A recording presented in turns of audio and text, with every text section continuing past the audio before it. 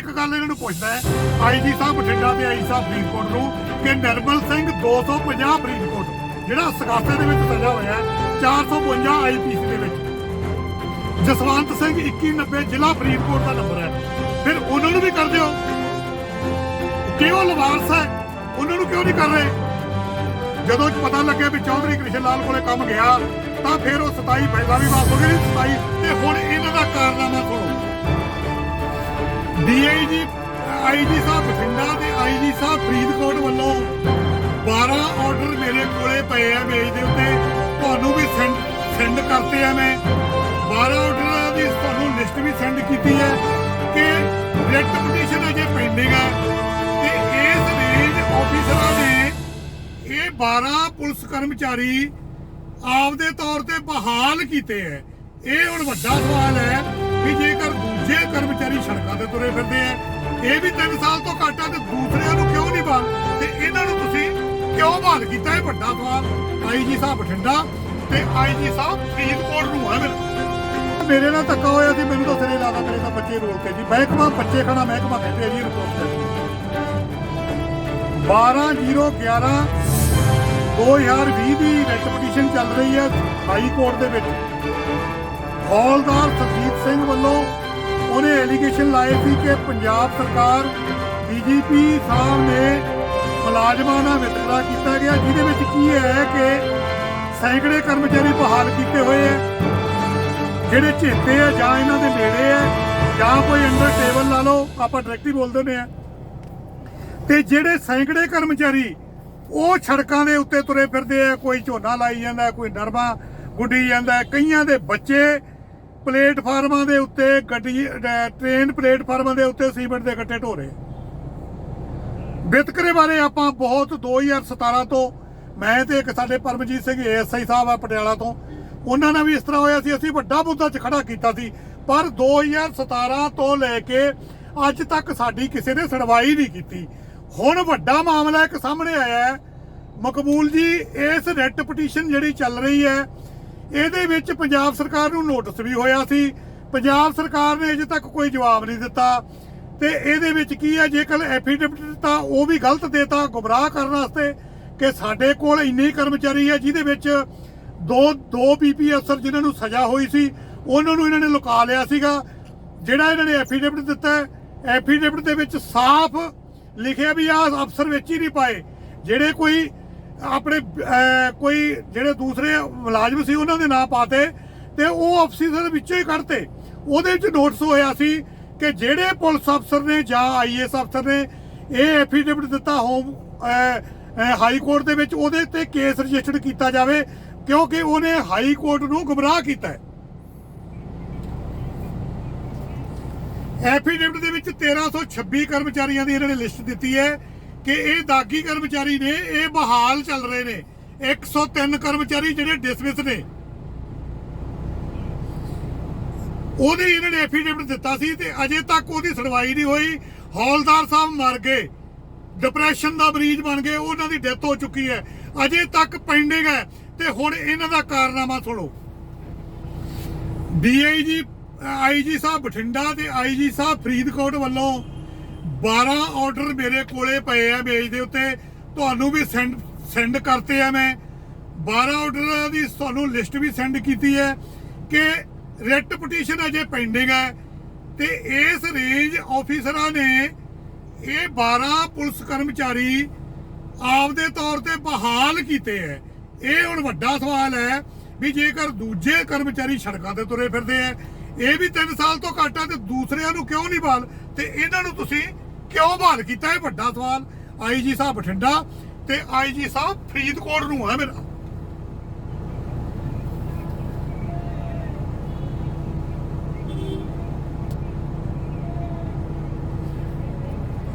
ਦੇਖੋ ਜੀ, ਸਜ਼ਾ ਜਾਬਤਾ ਕਰਮਚਾਰੀ ਹੈ, ਇਹਨਾਂ ਨੂੰ ਬਹਾਲ ਕੀਤਾ ਗਿਆ।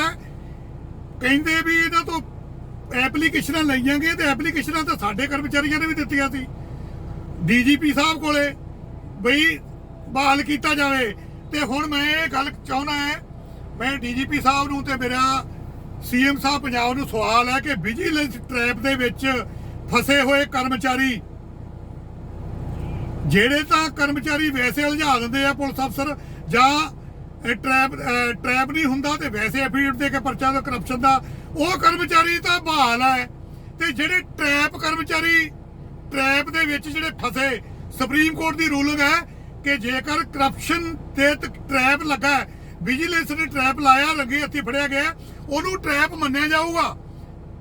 ਤੇ ਉਹਦੇ ਤਹਿਤ ਵੀ ਇਹਨਾਂ ਨੇ 3 ਕਰਮਚਾਰੀ ਫਿਰ ਜੇਰੇ ਸਮੇਤ ਮੁਕੱਦਮੇ ਚੱਲ ਰਹੇ ਆ ਕੋਰਟ ਦੇ ਵਿੱਚ। ਫਲਾਈਂਗ ਸਕਾਟ ਵਿਜੀਲੈਂਸ ਵੱਲੋਂ ਰੇਡ ਕੀਤਾ ਗਿਆ। ਉਹਨਾਂ ਕਰਮਚਾਰੀਆਂ ਦੀਆਂ ਸਮੇਤ ਜੇਰ ਸਮੇਤ ਸਾਡਾ ਹੁੰਦਾ ਕਿ ਜਿਹੜੇ ਕੇਸ ਚੱਲ ਰਹੇ ਆ ਉਹਨਾਂ ਤੋਂ ਮਦਈਆਂ ਤੋਂ ਐਫੀਡੇਵਿਟ ਲੈ ਕੇ ਇਹਨਾਂ ਕਰਮਚਾਰੀਆਂ ਨੂੰ ਡਿਸਮਿਸ ਤੋਂ ਬਹਾਲ ਕਰਤਾ।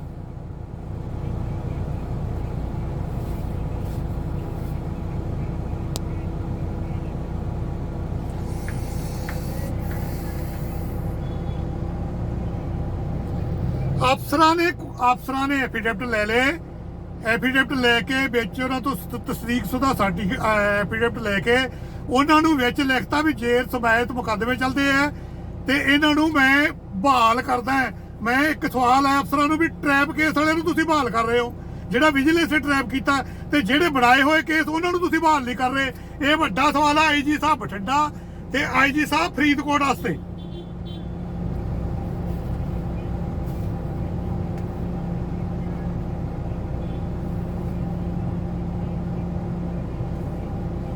ਮੈਂ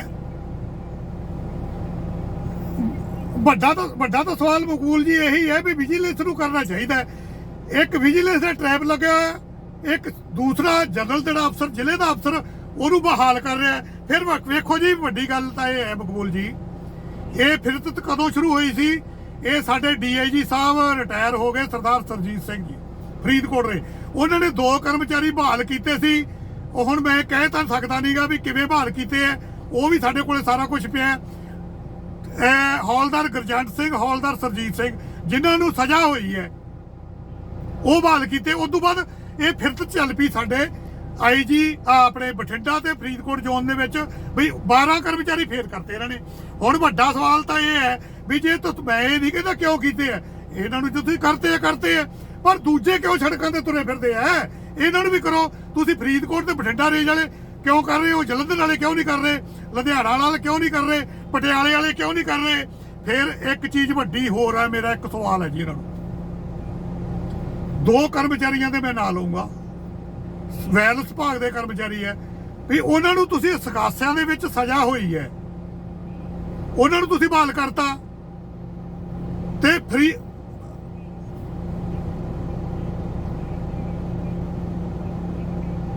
ਬਿਲਕੁਲ ਜੀ। ਸਗਾਸੇ ਦੇ ਵਿੱਚ ਉਹਦੇ ਚ ਕੀ ਹੈ ਕਿ ਸਰਕਾਰ ਦਾ ਹੀ ਕੰਮ ਕੀਤਾ ਉਹਨਾਂ ਨੇ। ਜੇਕਰ 452 ਕਿਸੇ ਦੇ ਘਰ ਚ ਅਧਿਕਾਰ ਪ੍ਰਵੇਸ਼ ਕੀਤਾ, ਕੁੱਟਮਾਰ ਹੋਈ ਹੈ, ਤਾਂ ਸਰਕਾਰ ਦਾ ਕੰਮ ਕੀਤਾ। ਸਗਾਸਿਆਂ ਦੇ ਵਿੱਚ ਚਲੋ ਇਹਨਾਂ ਨੇ ਕੀਤੇ ਆ ਬਹਾਲ। ਤੇ ਫਿਰ ਮੈਂ ਇੱਕ ਗੱਲ ਇਹਨਾਂ ਨੂੰ ਪੁੱਛਦਾ ਹੈ ਆਈਜੀ ਸਾਹਿਬ ਬਠਿੰਡਾ ਤੇ ਆਈਜੀ ਸਾਹਿਬ ਫਰੀਦਕੋਟ ਨੂੰ ਕਿ ਨਿਰਮਲ ਸਿੰਘ 250 ਫਰੀਦਕੋਟ ਜਿਹੜਾ ਸਗਾਸੇ ਦੇ ਵਿੱਚ ਸਜ਼ਾ ਹੋਇਆ 452 ਆਈਪੀਸੀ ਦੇ ਵਿੱਚ, ਜਸਵੰਤ ਸਿੰਘ 2190 ਜ਼ਿਲ੍ਹਾ ਫਰੀਦਕੋਟ ਦਾ ਨੰਬਰ ਹੈ, ਫਿਰ ਉਹਨਾਂ ਨੂੰ ਵੀ ਕਰ ਦਿਓ। ਕਿਉਂ ਲਵਾਰਸ ਹੈ, ਉਹਨਾਂ ਨੂੰ ਕਿਉਂ ਨਹੀਂ ਕਰ ਰਹੇ?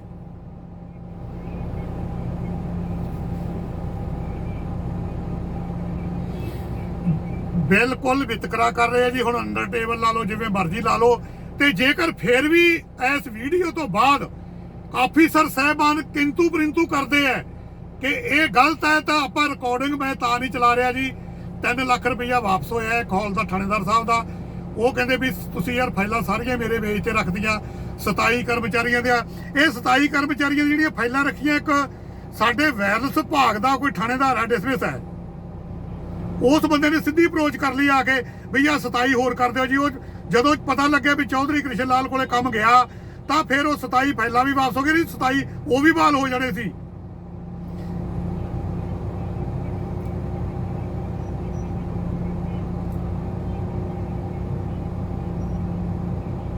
ਟਿਕ ਜਾ। ਹਾਂ ਬਈ ਉਹਨਾਂ ਨੇ ਵਾਪਸ ਕੀ, ਚਲੋ ਸ਼ੁਕਰ ਹੈ ਵੀ ਵਾਪਸ ਤਾਂ ਹੋ ਗਿਆ ਗਰੀਬ ਦਾ।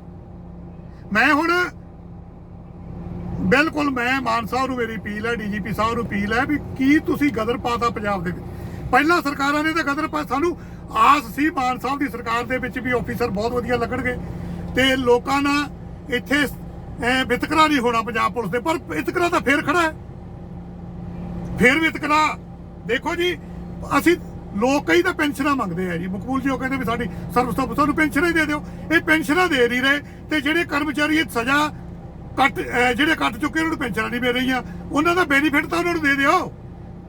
ਵੱਡੀ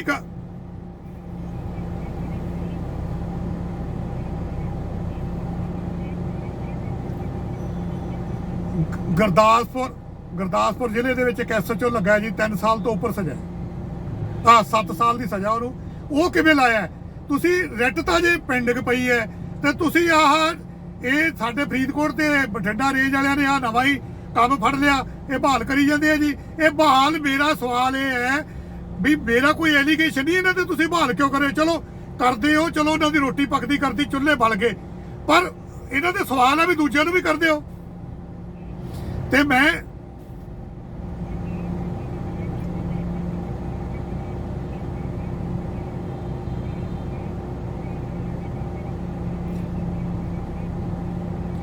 ਦੇਖੋ ਜੀ, ਇਸ 12/0/11 ਦੇ ਵਿੱਚ ਇਤਕੀ 19/5 ਡੇਟ ਸੀਗੀ ਜੀ। 19/5 ਦੇ ਵਿੱਚ ਅਨਮੋਲ ਸਿੱਧੂ ਜੀ ਪੇਸ਼ ਹੋਏ ਹਾਈ ਕੋਰਟ ਦੇ ਵਿੱਚ ਆ ਕੇ। ਉਹਨਾਂ ਨੇ ਕਿਹਾ ਜੀ ਮੈਨੂੰ ਲੇਲੜੀਆਂ ਕੱਢਣ ਲੱਗ ਪਏ। ਜੱਜ ਅੱਗੋਂ ਗਰਮ ਹੋ ਗਿਆ, ਕਹਿੰਦਾ ਯਾਰ ਤੁਸੀਂ ਬਖੌਲ ਬਣਾਇਆ, 2 ਸਾਲ ਹੋ ਗਏ ਬੰਦਾ ਮਰ ਗਿਆ ਜਿਹਨੇ ਰਿਟ ਪਾਈ ਹੈ, ਬਹਾਲ ਹੋਣ ਦੀ ਖਾਤਰ ਬੰਦਾ ਵੀ ਮਰ ਗਿਆ, ਤੇ ਤੁਸੀਂ ਕੋਈ ਜਵਾਬ ਨਹੀਂ ਲੈ ਕੇ ਆ ਰਹੇ ਸਹੀ ਤਸੱਲੀ ਬਖਸ਼। ਜੇ ਜਵਾਬ ਦਿੱਤਾ ਗੁੰਮਰਾਹ ਕਰਕੇ ਸਾਡੀ ਤੁਸੀਂ ਐਫੀਡੇਵਿਟ ਦੇ ਗਏ ਹੋ। ਫਿਰ ਉਹਨਾਂ ਨੇ ਲੇਲੜੀਆਂ ਕੱਢ ਕੇ ਇਤਕੀ ਡੇਟ ਲਈ ਹੈ 21/7 ਹਾਈ ਕੋਰਟ ਦੇ ਵਿੱਚ 21/7 ਪਈ ਹੈ, ਛੁੱਟੀਆਂ ਕਰਕੇ ਲੰਬੀ ਡੇਟ ਪੈ ਗਈ ਹੈ। ਹੁਣ 21/7 ਦੇ ਵਿੱਚ ਇਹਨਾਂ ਨੇ ਕਿਹਾ ਸੀ ਕਿ ਪਾਲਿਸੀ ਤਿਆਰ ਕਰਨ ਲੱਗੇ ਹੈ, ਜਿਨ੍ਹਾਂ ਦੇ ਬੈਨੀਫਿਟ ਬਣਦੇ ਉਹਨਾਂ ਨੂੰ ਬੈਨੀਫਿਟ ਦੇ ਦਾਂਗੇ, ਜਿਨ੍ਹਾਂ ਨੂੰ ਕੋਈ ਬਹਾਲ ਕਰਨ ਵਾਲੇ ਉਹਨਾਂ ਨੂੰ ਬਹਾਲ ਕਰ ਦਾਂਗੇ। ਜੇਕਰ ਫੇਰ ਵੀ ਨਹੀਂ ਤਾਂ ਫੇਰ ਤਾਂ ਆਵਾ ਹੀ ਉਦ ਗਿਆ ਜੀ ਮਹਿਕਮੇ ਦਾ। ਮੈਂ ਤਾਂ ਸਿੱਧੀ ਗੱਲ ਤੁਹਾਨੂੰ, ਮੇਰੀ ਡਾਇਰੈਕਟ ਗੱਲ ਕਹਿਣਾ ਮੈਂ। ਬਿਲਕੁਲ, ਥੈਂਕ ਯੂ ਜੀ, ਥੈਂਕ ਯੂ, ਮਿਹਰਬਾਨੀ ਜੀ, ਮਿਹਰਬਾਨੀ।